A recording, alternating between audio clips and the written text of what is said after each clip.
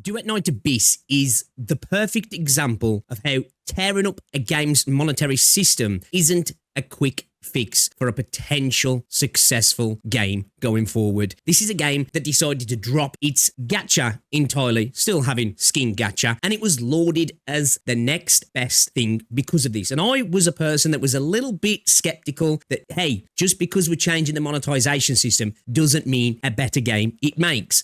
And we are now at a situation when we look at the Steam numbers for Duet Night Abyss, the game sitting around about 349 players playing right now. And we look at the game's mobile revenue peaking at about between 1.6 and $2.6 million on its first month, and estimates now dropping down between $130,000 to $140,000 from some of the estimates going around. And it's not looking great. It doesn't matter how much you change your game's monetization system if the game just isn't really up to scratch. And this is a game that was heavily influenced by another game that is a massive title within this space and considered by many to be the much better version. This is the Temu version of Warframe, and it really took so much inspiration is probably being very kind to them. They downright pretty much copied a lot of things. Now, that can work if you improve upon somebody else's work,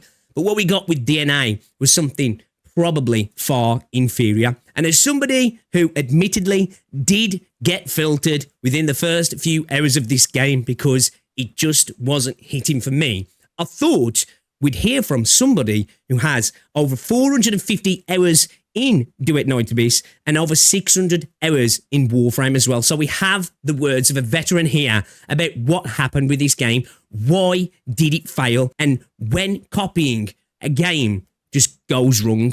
So let's jump into it and see what they've got to say then, shall we? Before we jump into the video, you can see here right now, 349 players, topped out at 2,021 players. You'd think this game would have probably done decently, at least in terms of player count on the initial launch, with Warframe being the huge game it is, but it really just didn't get traction from the get-go. And when we look into it, you can kind of understand why. So let's check out this video then from Yapsum, when copying Warframe goes nowhere. I'm here for this because this is a game that's kind of like fell off a cliff. You just hear nobody talking about it anymore, do you? So I'm interested to see from somebody who's got nearly 500 hours into the game what they think about the game. The developers of Duet Night Abyss just don't get it. They don't get what made its main inspiration, Warframe, fun, and as I'll hope to explain further on in this video, they don't even get the game itself and what they wanted to have as an identity. That's one thing for me that when I first started playing the game, right, is that it really did feel like it was lacking identity. Again, it was looking at another title that is a solid game within the space, took what it thinks works, but really didn't inject anything into it. It was just following their steps without understanding why those steps were taken. And again, we spoke about this on launch. You can look at a game that comes out years after another game and be like, okay, you can't expect it to be where that game is because it's had years of service to get where it is. But you can hope they would avoid the mistakes that those games had and at least launch in a better place than where that launch, of course, not be where it's at now, but be better than that was when that game first came out. And it just really didn't feel like it was. Again, I haven't got many hours in Warframe, but from what I've played of Warframe, it's clear that it is the superior title, right? And a game that really understands what it is. It has identity. This is a game that doesn't. And again, it's just another game that really shows that just copying other people's homework isn't enough. You need to add to it, right? Analysing why Duet Night Abyss doesn't get it. First, I want to flash some credentials at you because the Duet Night Abyss community sometimes gets defensive about this sort of discussion. And I really want to show that this is not some kind of agenda post. I have 450 hours of playtime in this game, and my account was created basically on launch. I am trial rank 62 out of 65, and I got all of this in less than 4. I don't have these credentials, by the way. I was there on launch, but I got filtered really early, and it was less that the game's just bad. It was just a worse version of something else. But the initial introduction to the game for me was really weak. Those first few hours really were not an enjoyable time for me. You can go back on my channel and watch it. It was kind of a painful experience for me personally. 40 days. Even generously rounding up my days up to 40, that's over 11 hours per day for over a month I was grinding this game out. I promise you, regardless of how dedicated and unemployed you are to this game, I was just as, if not more. Bro, come on now. You can't flash that to the gacha community. Give them PTSD there, man. Did you see the job application? Guys, it's okay. Hopefully you missed it. You were looking away. Sorry if you scared you.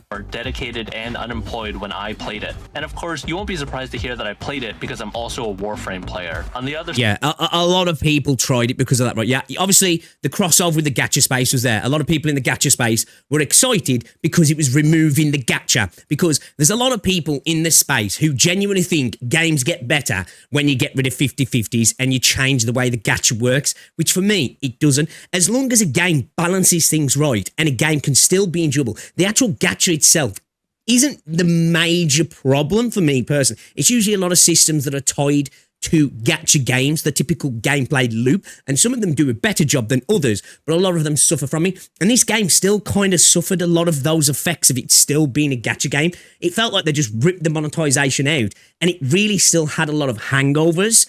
And again, it just proves that just changing the monetization of a game doesn't make it better. If a game just doesn't have it, it doesn't have it. Now, of course, monetization is important, but it won't make a game better. A great game will be a great game with a bad monetization system, but a poorer version of a game just doesn't get better because they've somehow changed from a different monetization system. Side of this equation, I have 668 hours in Warframe, I'm mastery rank 26, and this is over 1,000 days. The playtime I have and the ranks I've achieved in both of these games are why I'm confident in my take here. For context, if you don't know either one of Warframe or Duet Night Abyss, I'm not comparing the two because they're just a little bit similar. Duet Night Abyss...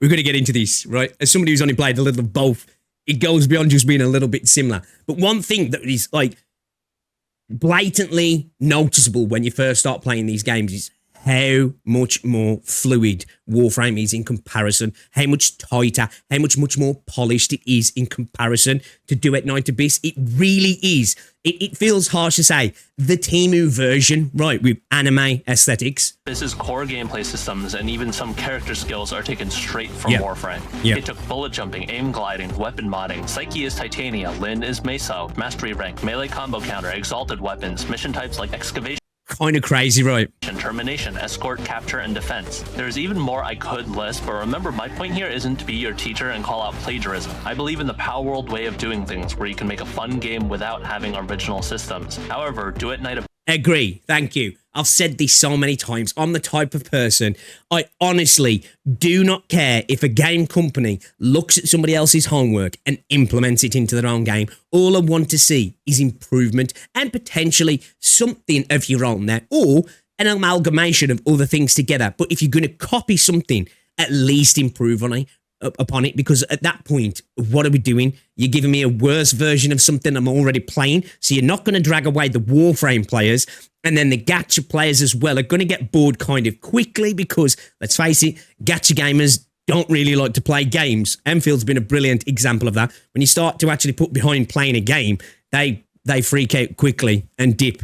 They're like all the rewards tied to 15-minute phases, really, which is understandable because that's how a lot of the games are designed. But yeah, this game really put itself in a weird place where it alienated a lot of the gacha players, but it really wasn't quite good enough for a lot of the Warframe players as well. This has not done that. Let's look at something simple, the movement. The movement in Warframe is iconic at this point. The game tries to frame us as being ninjas, but I've never seen a ninja hurtling down a hallway like you do. So much more fluid and fast-paced. An factor in this is the fact that you carry momentum very strongly in Warframe, and dodging lets you keep that momentum along with changing your direction. You launch yourself forwards using the bullet. It's something as well, at least I found, it's really intuitive as well. Within, like, 30 minutes of playing the game, you feel so fluid and have so much momentum. Now, it's not hard to pick up in Duet Night Abyss, but that momentum and fluidity is just nowhere near as good. It's just nowhere near as good. Jump, then adjust your pathing using your dodge. You can then also combine this with aim gliding, where you aim down your gun to reduce gravity, letting you glide through the air and carry this momentum even further. The ability to time bullet jumps, dodging, and aim glides is what makes up the fundamentals behind moving in Warframe. In contrast, these same actions in Duet Night Abyss are either more limited or more stiff. Superficially, they look similar. The legally distinct helix helix jump sends you spiraling forwards. The legally distinct helix jump. You can dodge to change directions, and aim gliding reduces your gravity. Look closer though, and you'll notice the differences. Dodging has limited charges, meaning you can't dodge too often in between helix jumps. Yep. Easing on the camera makes it feel like you're jerking forwards every time you dodge. That momentum's just not there, and the fluidity is just lacking. Also kills your momentum, which is most obvious when you aim glide after a dodge compared to aim gliding after a helix jump. So aim gliding is more like shoot gliding because you're locked into an attack animation or reload animation to carry momentum. This is in contrast to Warframe, where it really is caused by just aiming. It also glides for significantly longer than the attack lasts, forcing you to cancel out of it with a dodge, ability, or melee if you need to change directions. These all add up to making you feel less fluid as you maneuver around the maps, and I'm sure you can play around these limitations. I did for 450 hours, but why? For sure, and don't get me wrong, like a game not being up to you know, the levels of something else in just terms of movement isn't a deal breaker at all, right? It's what I'm sure he's going to get into, because even as somebody who's played a little bit of DNA and a little bit of Warframe, more Warframe than I have DNA at this point, because that's how much I really wasn't into DNA, is that it's not just that one system. There's so many systems, mechanics, modes, and as you said, abilities and characters, and pretty much a massive amount of the game is, if not very, very similar, pretty much one for one, just worse. That's the thing. If you have 100 systems in your game, right, and 80 are copied from another game, and those 80 systems are just systematically, objectively worse than the other game, you're really not in a great position, are you? Again, because this is where, as I go back to the game struggling with identity, it was a gacha game initially. Then they pulled away from the gacha game, putting themselves in direct competition with Warframe. It was always going to be in competition with Warframe, but it was a gacha game at its core. That's where most of the people who knew about it, right? Then it pulled away from that and put itself right in direct competition with Warframe, and it was just a worse version of Warframe, and a community that's incredibly passionate about it, the game, right? And I'm sure a bunch of people jumped over because, of course, 2 cakes is better than 1 cake, right? But when 1 cake tastes a little bit like shit and it's a bit fucking dry, you know, you're probably like, you know what? I don't know if I need the extra calories, really. These changes to the existing moves they're pulling from make the game more fun. I don't even have to answer that question with my own opinion, because the community has decided for me. One of the characters the game gives you as a part of the story has a movement ability that's outright faster and more convenient than this movement system. Behold, Filbert. Wait, that's not Filbert. That's Filbert. You hit 1 button to summon a pig, and then you charge straight forwards. For a large amount of this game, it's faster to just summon Filbert than to actually engage with the movement, and that's including all the catches it also has. You have to watch this animation every time you summon it. You can't go as high while on this pig. Pig takes energy to move fast, and takes a larger charge of energy to summon in the first place. But despite all of that, the player base will use this character over the current movement system.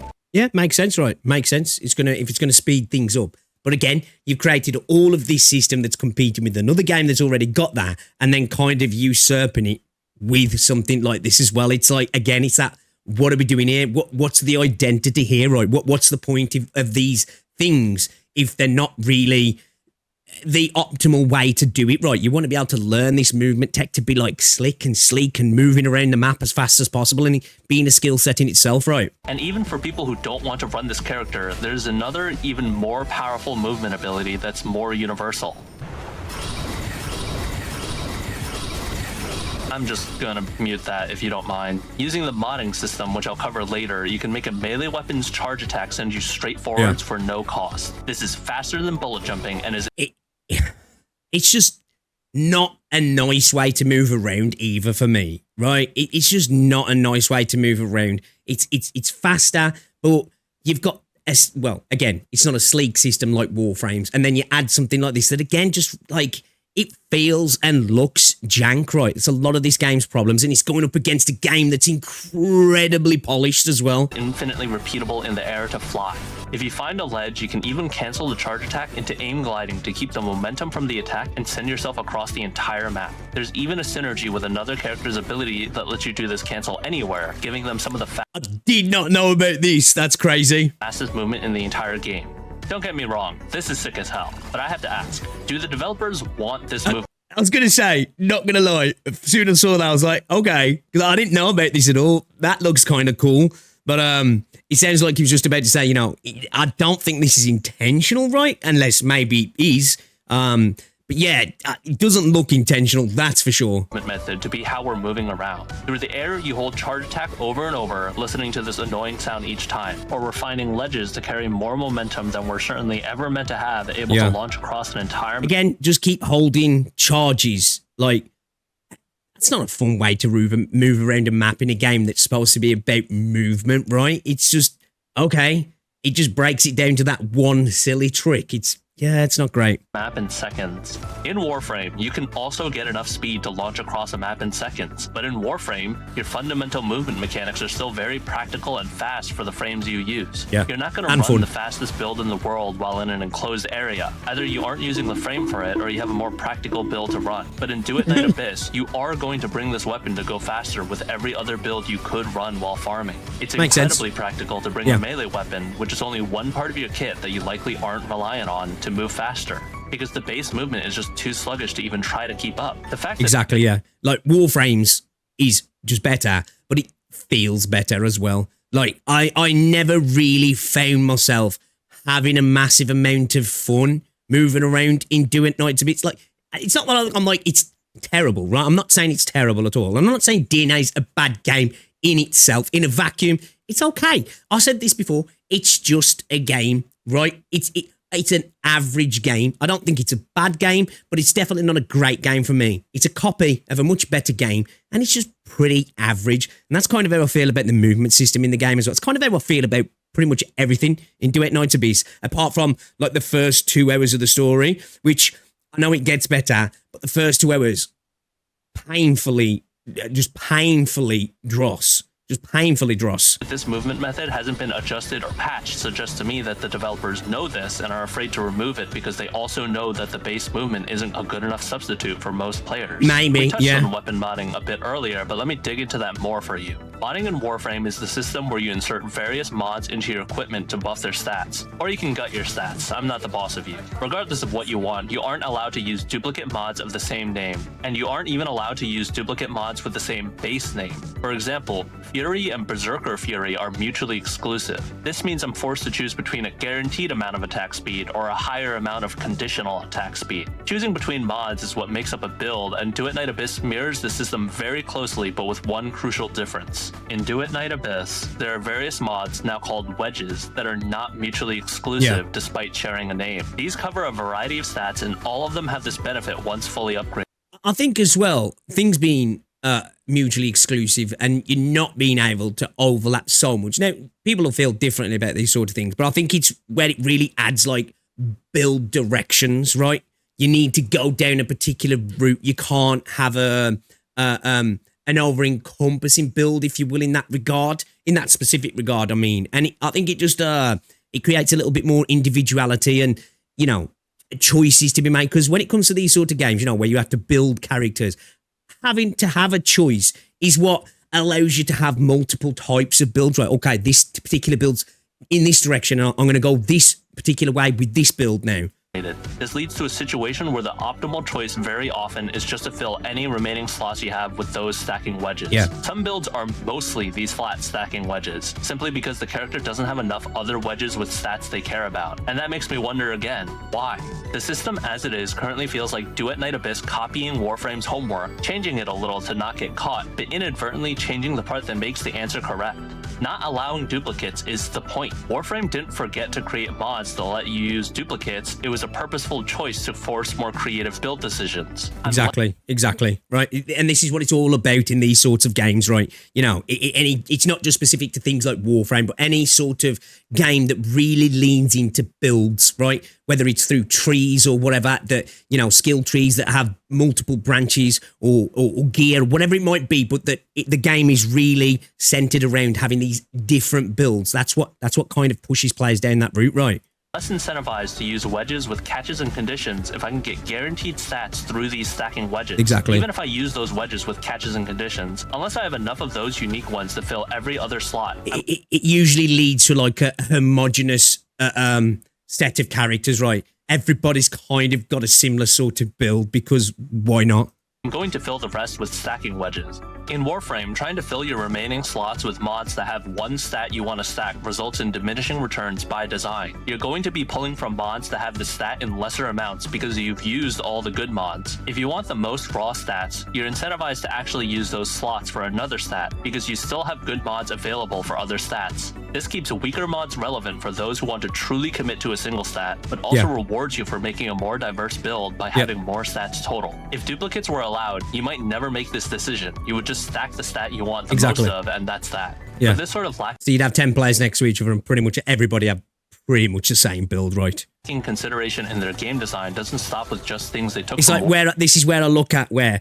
I see stuff like that, where they looked at what Warframe were doing, but they were like, right, we're a gacha game, so we do gacha game gear systems, right? And then they decided to rip the gacha out, but then there's still those sort of overhanging effects of when it was a gacha game, but they never really decided to change it because I don't think they've really got what makes a game like Warframe so enjoyable for the people that play Warframe, and they still kind of had that gacha game character build mentality on. Warframe, so that's one place where they're innovating. It also extends to the core design of the game's missions, which make up the primary gameplay loop once you're done with the story. These are what will define the identity of the game for the majority of the audience, because this is a live service game. To survive as a live service game, the game needs to retain players between content drops, and the missions simply won't do that for most people. In Duet Night Abyss, the main thing you will grind are commissions, some of these being endless missions with increasing rewards as you progress. To facilitate this type of endless grind, the developers implemented an auto-continue option for endless missions. Once you enable this, the game will automatically continue the mission until your desired round before leaving. I feel like I shouldn't have to point this out, but this isn't a game. I know it looks like a game and it has buttons you can press like a game, but this isn't a game. This is nothing. I'm not doing anything. The optimal gameplay you aim for here is doing nothing until the mission ends, because this is a game where you grind. The game wants you to do this over and over, so obviously as a player, we want to minimize the amount of effort it takes per run. You can't get easier than no effort. There's no cost to running these missions, meaning clear time. This is what I always say when it comes to grind, man. Like, people seem to settle that grind should sometimes be just in... And it's, of course, by its definition, grind can become repetitive. That's the whole point. And it can become boring, right? But it doesn't have to be bad. And you really want that feeling of getting bored and feeling like you're in a repeating loop that's just sending you crazy to happen a lot later on, right? Too many people accept bad grind because I'm like, well, that's how grind is, right? It's supposed to be a pain, right? Also isn't a factor. You can grind this out whenever you want, for as long as you want, for no effort, and you can get all the resources you need. That means active play truly has no benefit. If you can do nothing and get the same rewards. Again, feels like a bit of an overhang of a gacha kind of a design, right? You know, the auto play in an action game, if you will, specifically designed for your mobile enjoyer. Why would you even play this game? Well, you'd play the game in the non-endless commissions, of course. Not all commissions are endless. Some commissions are just normal, repeatable missions. But why? I know I keep saying why, like I don't know how to finish the alphabet. Why? But that's how it feels playing this game. It's one thing to cater to players who want to have some gameplay and others who want to have more active gameplay. It's another thing to cater to players who want to have no gameplay. The gap between zero gameplay and any gameplay is infinite. It's not 2 times more, it's not 3 times more. This is what I say, like, again, it's those overhangs of the gacha, right? Because there's plenty of games that do that in the gacha space. And again, for me, that's kind of how I felt early on in this game. Was just like, why? Why am I playing this? Like, if this is the game, and don't get me wrong, I was excited about Duet Night Abyss before it came out because I've been looking for somebody who enjoys a gacha game or two, right? I've been kind of looking for something that gives me a third-person shooter sort of feel. Now I know that's not this is not trying to be like The Division or anything like that, or a cover-based shooter, but I was hoping it'd scratch that itch. But within a few hours, I was just like, why? I should just go play Warframe. It's a better version of what this is trying to do. Why on earth, unless I'm on mobile or the anime aesthetic is so important to me that I'll play this, right? And I love anime and I love anime games, but it's not that important to me that I'm going to play a worse version of another game that's just already out, right? It's the difference between playing the game or not. So which does the game want to be? The auto-continue feature was added in a later update, pointing towards them wanting the game to be more passive. Yep. They haven't removed the commissions that aren't endless, pointing towards them wanting the game to remain active. Right now, they have a middle ground that satisfies exactly nobody. The active players won't want to play the missions where you do literally nothing, and the idle players won't want to grind the missions where you repetitively do something. And for both of these players, it feels like the grind is self-defeating. You build your melee, gun, and character for what? To stand stationary faster? To move slower than the weapon charge attack? You're not going to do multiplayer. The missions can take less than a minute each, and that's with one player killing everything on their own, no problems. The most dedicated players to this game are grinding up builds for gameplay that barely encourages their effort. You're meant to want to build characters, but every character in Duet Night Abyss gets 2 abilities, and that's it. Sometimes a passive of theirs can facilitate a build all. Yeah, we spoke about this before in a stream as well, that the diversity in what you can do as a character as well, it's just not really there right through the abilities and stuff as well. On its own, but that's the exception, not a rule. Sometimes, only one of these is even really viable for a build. These abilities don't have augments that can change their functionality. You cannot incorporate abilities from other characters into your build. There is no active... Again, missing out why people put the hours into a game like Warframe, right? That build diversity is just not really there, and when you don't have that, what are you doing? You're grinding for kind of what? You know, it doesn't have the gacha elements. You're not grinding for the gacha currency, which a lot of people in gacha will do. And yeah, you're not grinding to really change anything. And if anything, you're not grinding. You're just walking away and AFK in the game as well. You're not playing at that point, right? Swapping gameplay between characters in your team. When you build a character in Duet Night Abyss, you're often not coming up with a build for that character. That character has a build and you're going to make it. Let's go through a couple more quick things before getting to addressing rebuttals. Commissions just aren't rewarding, and I know that sounds stupid considering they literally have rewards, but Warframe recognizes that just giving resources often isn't enough. It's not fun to grind for a number to go up if you only want that number to fund the actual fun part of the game. It's not fun Thank you. to grind for currency if what you care about is the build crafting. Idle games solve this by having the resource gain be the point of the game, to see how fast you can get a resource without necessarily playing. Warframe solves this by reducing the number of resources and scattering them across all the grinds for more enticing blueprints to craft gear, letting you build a stockpile as you play. But Duet Night Abyss is neither of these, offering separate resources for upgrading each individual element, a general currency, character unlock materials, weapon unlock materials, materials to buy those tickets for those unlock materials, level up resources. Almost like, once again, overhangs for when it used to be a gacha game, right? Resources for characters, weapons, and wedges separately, and all of these are in independent grinds that are made of neither exclusively idle or active gameplay. You also have pet passives that just completely invalidate elements of the game for you, and I mean that in the most literal way possible. Auto-fishing, auto-hacking for free, locked behind just getting lucky enough to find these perks. That means a new player can get rewarded with not having to play the game you want them to play as a developer. Yeah, I always find those sort of things so unusual for me. When a game will add something in, like fishing, and then remove the actual element of the fishing or whatever it might be, that, oh, we've added this little thing, this like cathartic experience where you sit round and you do this sort of, you know, de-stressing part of the gameplay. It's a nice little chill moment, you know, anybody who plays MMOs or games like that. Fishing, I like fishing in these games, and then to give you the option to kind of bypass it, it's like, again, like you said, why? Perfect statement, right? Why? The question, the real question, why? This. Don't do that. Make gameplay that isn't disposable enough to put behind a single random perk. At least have it as a dedicated reward for something to prove that they earned it. And I know Warframe does the same thing with auto-hacking items. It's bad when they do it too. I don't discriminate with this take. As just a final petty thing to top it all off, grappling in this game sucks. I don't even know why they added it as a mechanic, because I want you to guess how this looks and feels to use. Imagine how it feels to swing in Spider-Man or hook in Just Cause. Because when you grapple to a grapple... Damn, man, I ain't played Just Cause in years. Those games are fun in bursts, man. Real true sandbox. You move straight there and lose all momentum. Not even a little bit to feel like you grapple. Might as well have just been a teleport.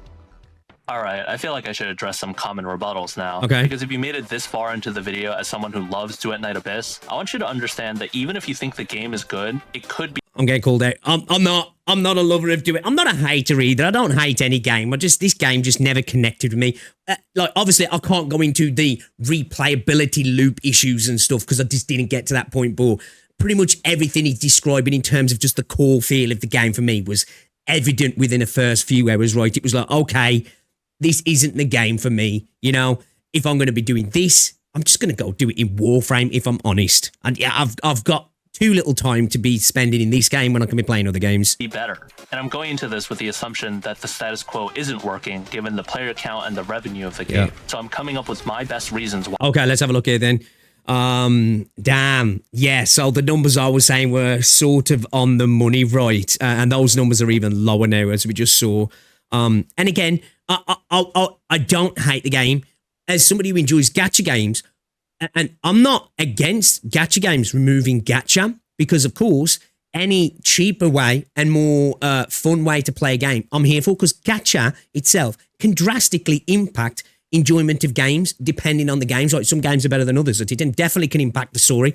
It's a live service, so you're still going to get those sort of impacts. But in terms of characters and stories, all that stuff, right? You know, it's got its issues. But I wanted it to do well, because I was like, you know, if I can get the gacha out and make a solid game here and it does well, other companies might look and go, ooh, okay, is that worth us trying that? But it clearly didn't work, because the game didn't have the source, right? It really didn't. And I almost feel like the removal of the gacha, the devs in the dev live stream were like, we really didn't enjoy losing 50-50s. Wasn't a good time. And it just felt like bullshit, because it's like, well, you know how it feels to lose a 50-50 and how gacha can be painful sometimes and how it can be enjoyable, because, you know, the gamba, that felt like a statement to say, because they decided the 3D gacha space is getting incredibly cutthroat at the minute with the titles that are out there.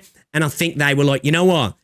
We've got to try and challenge somewhere else, but then put themselves directly against Warframe, right? Which was always sort of going to be there, but yeah, it wasn't the way to go, I don't think. I think even if it was a gacha game, it'd be making more money, I think, or it'd still be struggling because the game's has its issues anyway. But I do genuinely think the hype of a new banner, you know, and they could really go into that, they probably would be making a bit more, but who knows? Why that isn't the case. First off, this game has no FOMO, so the grind isn't the problem. You can drop the game and pick it up later and still get any character or weapon you want. Yep. This is, for the most part, true. If you don't care about maxing out a character as soon as possible or cosmetics, you can, at the minimum, unlock any character for free at basically any time. Which is why everybody was singing its praises from the rooftop, and it's a fair thought to have, okay? You want better ways to earn characters in games like these, but it always means that the characters are just going to mean less for me in the gacha space, because at its core, this game was designed as a gacha game. Straight away, I was just like, yeah, I don't think this is going to go the way people think it's going to go, if I'm honest. Depending on where in the rotation they are. My argument against this would be asking the age-old question, why? The gameplay loop of the game does not encourage experimentation with characters, and in fact would just push me to grind to build a character that isn't needed in the majority of the gameplay. It's building numbers for building numbers' sake, and that won't be enough to convince new players to stay. The characters themselves also lack build variety, and that in itself means even players who do want to come... As I said earlier, that's a major part of this game. It's one of the biggest flaws, apart from a bunch of the other issues as well, right? That just, like, genuinely, there's a better version of it elsewhere. There just is, right?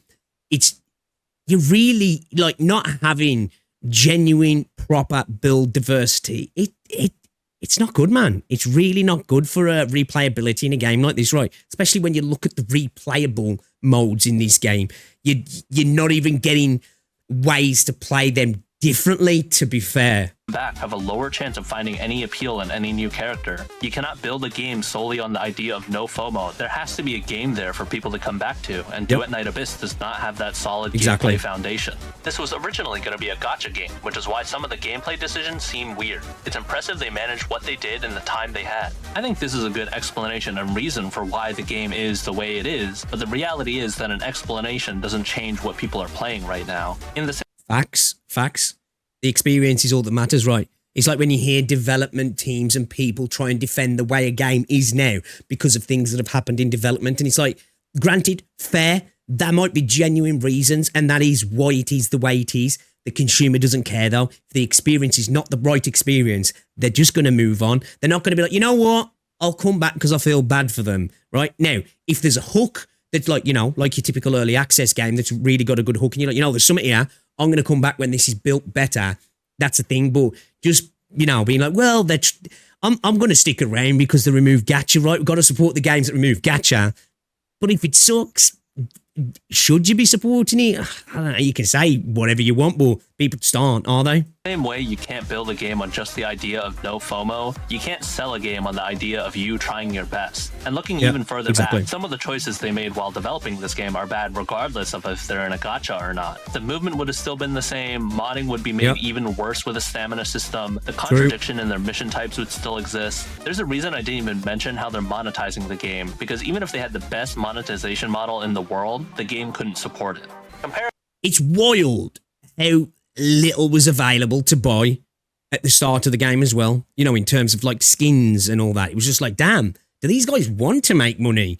It's actually surprising that, depending on the estimates on mobile, between 1.6 and 2.6 million, taken to PC and every platform altogether, I don't know, maybe 5 or 6 million, which is good, but usually in a lot of these games, unless you're doing incredible improvements, typically your first month is usually your best month. Not always, right? But usually, you might have spikes here and there depending on a particular banner, and that depends on success as well. So it wasn't looking great from the get-go, really, was it? Comparing to Warframe is unfair because Warframe has had over 10 years to develop. If you compare it to Warframe on launch, it's ahead. This argument only works if you imagine all game design knowledge is somehow a zero-sum game. Yeah. Again, as I said this, it is rough. It's like when people do it with the story and stuff in Arknights compared to Enfield. It's like, well, come on. The game's had 7 years to build a story. You can't expect a game to be there, but you can expect it to be doing something that makes you think it's going to get there, and that's a fair argument, right? But a game that comes out years later, you would hope it would avoid the pitfalls and understand what went wrong and what went right with that game, and if they're going to replicate everything else, at least try and replicate the good things that they did post-launch as well, and learn from those mistakes, right? Which, in hindsight, they really should have. Problems I've pointed out are solved by Warframe in part because they have over 10 years of experience. So why does Duet Night Abyss not take the good parts of the systems if they're going to copy their work anyways? Comparing Duet Night Abyss to Warframe on launch is like comparing Power World to Pokemon Red on the Game Boy. Exactly, yeah. Except nobody does that. People compare modern games to modern games, and games like Power World. Yeah, it's like I feel a bit bad sometimes when I keep seeing people, and I did it once for lols, when people compare like Genshin to WoW now, and to even Enfield and stuff, and especially back a few years ago as well, right? And obviously, it's an older game on an older build. It's gonna look worse in a lot of ways. Right now, you can compare everything else, monetization, systems, how the game's managed, fair, and content and everything. But sometimes it feels a little bit rough when you see somebody making comparisons about a game, at that point. And that even goes on to the systems and stuff as well, because game companies do start to learn what works, what doesn't work, the pitfalls, improve upon, go on and move on, and it is a bit rough to say, well, it's better than a game that came out all those years ago on launch. It's like, well, you'd hope so, right? You'd hope so. Win. The difference between Duet Night Abyss and Warframe on launch is that Warframe's launch was over 10 years ago. Exactly. Maybe Duet Night Abyss would have beaten out Warframe back then, but if my I was about to say, I thought it was 2013. Was it 2012 when Warframe came out? Because I remember I played it very early on. It wasn't 2012. It probably would have been around about 2014, I think, 2015. And then I restarted playing the game recently, which I'm going to be playing more of, actually. Damn, man. 14 years ago. Time is flying. Should be a bike. The last one we're going over will be, the premise of this segment is wrong. The numbers you looked at are Steam and mobile numbers exclusively, so you can't know the game is doing badly. I don't know how you came up with that considering I'm still writing this video, but sure, I'll bite. It's true the numbers I'm looking at aren't the full picture, but there are many other numbers you can look at, and none of them paint a cheery picture. Their update cadence is slow, their social media isn't getting much traction, and their Google Trends relevance is trending downwards. It'd be hard. Oh no, the Google Trends. The Google Trends. I am somebody who doesn't really like Google Trends being used as a way to argue a point, because like it typically trends down. There's very few games that manage to keep a sort of good even keel for the most part. And who knows what people are searching for when they're searching for it as well, right? It all doesn't mean positivity. There's definitely a connection, you could say, to relevance, but it really doesn't show much. You can look at many games that are incredibly successful and have a pretty poor trend. Granted, that is an abysmal trend, I must say. You don't usually see many that do that. They typically will have, you know, post-launch spikes as they continue the downtrend. So that is a rough one, but I will say I won't use Google Trends against it, but everything else is bang on the money. For me to cherry pick a positive statistic about the game than to see what I think is obvious. The game is struggling, and if they don't change anything, it's going to shut down. The most frustrating part about all of this to me is the fact that none of the questions I've asked are original. I'm not claiming to be the first person to have thought these things because the developers of Warframe are. They thought about why the movement feels the way it does, why weapon modding works the way it does, how to design each frame to have 4 unique abilities. And I'm not saying... And again, he's right. They've got years of somebody else understanding why it works and looking at why the community likes it, right? It's not like they're just shooting in the dark here. The blueprint's been made and you can see what people like about the blueprint. And they just were like, right, we'll take the blueprint, but we're going to rub out a bunch of it and just like, that'll work, right? That'll work. And yeah, shows that it really doesn't. And again, as I say, just because you take the gacha out of a gacha game doesn't a good game make. Their game is perfect either. They've been working on new player onboarding for forever now, and the sheer amount of grinds they keep adding to the game is a good thing just as much as it is a bad thing for new players. In terms of balance, you've got none, and their endgame is reliant on absurd modifiers and random loadouts. But at least that's an endgame, right? It's a grind that makes you build everything in a game where the grind is the point. Warframe knows what it wants to be. It wants to let you grind everything forever. Duet Night Abyss is... I like that there. The grind is the point. Again, the grind should be important. When you have games that give you a grind to get something, but the getting to something's literally just number go up or this item, now what do I do with it? Well, you enjoyed that you got it. The grind itself is a painful thing to get there. I don't care about that, right? The grind should be enjoyable. That should be part of the process, right? It makes it a pleasurable experience. I'm not even sure if it wants to be a game. Great video.